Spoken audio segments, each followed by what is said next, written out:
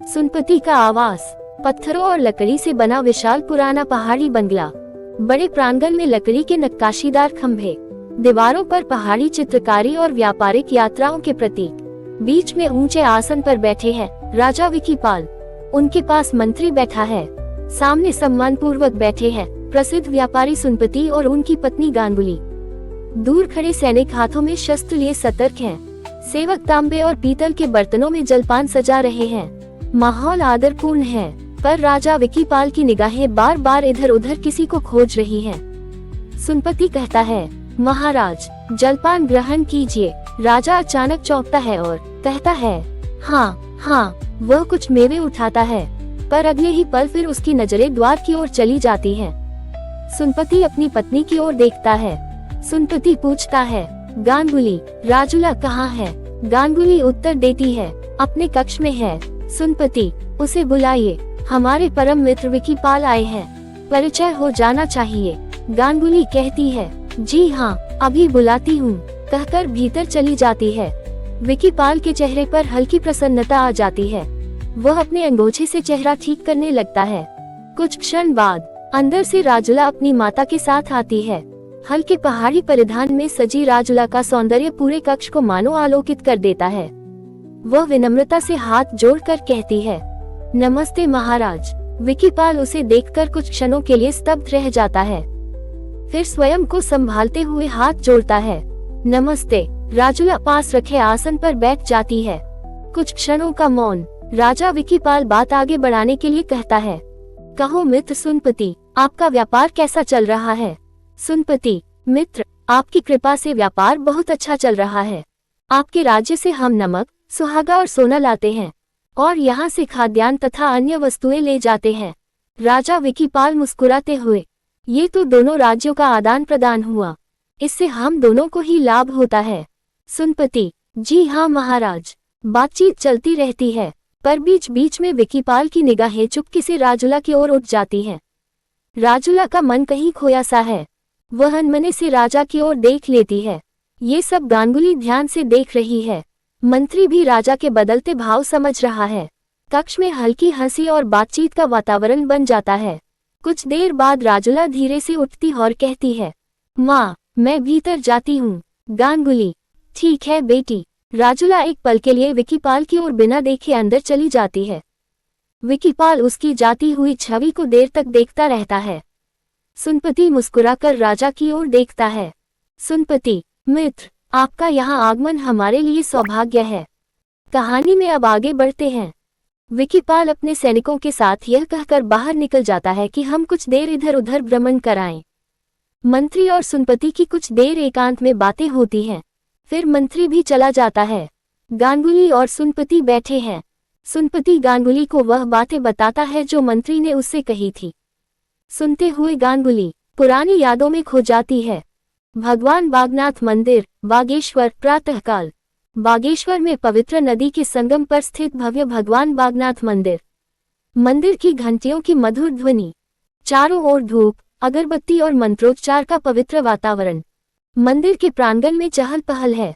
बैराट के राजा दुल्ला शाही और उनकी पत्नी रानी धर्मशाही वेशभूषा में मंदिर पहुंचते हैं। सैनिक और पुजारी उनके स्वागत और व्यवस्था में लगे हैं।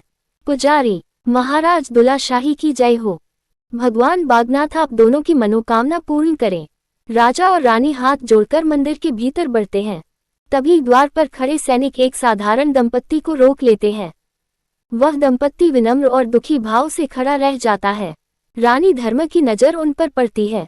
रानी धर्म सैनिकों से कहती हैं, इन्हें मत रोकिए, भगवान के द्वार पर सभी समान होते हैं। सैनिक तुरंत हट जाते हैं। एक सैनिक कहता है, आइए। वह दंपत्ति हाथ जोड़कर रानी को प्रणाम करता है। महिला, हाथ जोड़कर, रानी साहिबा, आपका बहुत आभार। रानी हल्की मुस्कान देती है। चारों मंदिर के भीतर प्रवेश करते हैं। बागनाथ मंदिर में दीपों की रोशनी में शिवलिंग चमक रहा है। मंत्रोच्चार गूंज रहे हैं। राजा दुल्ला शाही और रानी धर्म भगवान के सामने हाथ जोड़ते हैं। पास ही वह दंपत्ति भी श्रद्धा से खड़ा है। कुछ क्षण बाद रानी की नजर उस महिला पर जाती है। रानी धर्म कहती हैं, बहन, आप कहाँ से आए हैं? महिला, हम जोहार क्षेत्र से आए हैं। मैं यहाँ भगवान से संतान का आशीर्वाद मांगने आई हूँ। रानी के चेहरे पर हल्की वेदना उभरती है। रानी धर्मा से कहती है, धीरे मेरी पीड़ा भी यही है बहन। दोनों महिलाओं की आंखें नम हो जाती हैं। वे साथ खड़ी होकर भगवान से प्रार्थना करने लगती हैं। दोनों महिलाएं, हे प्रभु हमारी गोद भर दीजिए। पास खड़े वृद्ध पुजारी मुस्कुराते हैं और कहते हैं, भगवान बागनाथ के दरबार से कोई खाली नहीं जाता। सच्चे मन से मांगी गई प्रार्थना अवश्य पूर्ण होती है। सभी श्रद्धा से भगवान को प्रणाम करते हैं। दर्शन के बाद राजा और रानी उस दंपत्ति को अपने डेरे में चलने का आग्रह करते हैं। राजा दौलत शाही, आइए कुछ समय हमारे साथ बिताए। वे सब साथ चल पड़ते हैं। सादगी और राजसी वैभव का सुंदर संगम। सेवक अतिथियों के लिए जलपान लेकर आते हैं। कुछ ही देर में सभी आपस में घुल मिल जाते हैं। राजा दौलत शाही, मित्र आपका परिचय। पुरुष हाथ जोड़ता है, कहता है, मेरा नाम सुनपति है महाराज। मैं एक व्यापारी हूँ और ये मेरी पत्नी गांगुली। राजा दौलत शाही प्रसन्न होकर, अच्छा तो हम सब एक ही उद्देश्य लेकर यहाँ आए हैं। सुनपति, जी महाराज। राजा दौलत शाही, कभी हमारे राज्य बैराठ अवश्य आइएगा, आपका स्वागत होगा। गांगुली, ये हमारा सौभाग्य होगा। रानी धर्मस्नेह से गांगुली का हाथ पकड़ती है और कहती है, अब तो ये बहन मेरी सखी बन गई है। इस परिचय को और आगे बढ़ना चाहिए। सुनपति और गांगुली मुस्कुराकर सहमति में सिर हिलाते हैं। रानी कुछ क्षण सोचती हैं, फिर भगवान की ओर देखकर कहती हैं, क्यों न हम भगवान को साक्षी मानकर एक वचन लें। यदि एक परिवार में पुत्र और दूसरे में पुत्री जन्म ले तो हम उनका विवाह करके अपने संबंध को और मजबूत करेंगे। ये सुनकर राजा दौलत शाही प्रसन्न हो उठते हैं। राजा दौलत शाही, हाँ भाई हाँ, इससे अच्छा संबंध और क्या होगा। सुनपति और गांगुली भी भावुक होकर हाथ जोड़ते हैं। सुनपति, हमें यह संबंध स्वीकार है। गांगुली, भगवान बागनाथ साक्षी रहें। चारों हाथ जोड़कर भगवान को प्रणाम करते हैं। मंदिर की घंटियां तेजी से बजने लगती हैं, मानो स्वयं भगवान इस वचन के साक्षी हों। कुछ देर बाद दोनों परिवार एक दूसरे से विदा लेते हैं। राजा दौलत शाही, फिर मिलेंगे मित्र। सुनपति, अवश्य महाराज। दोनों परिवार अपने अपने मार्ग की ओर बढ़ जाते हैं।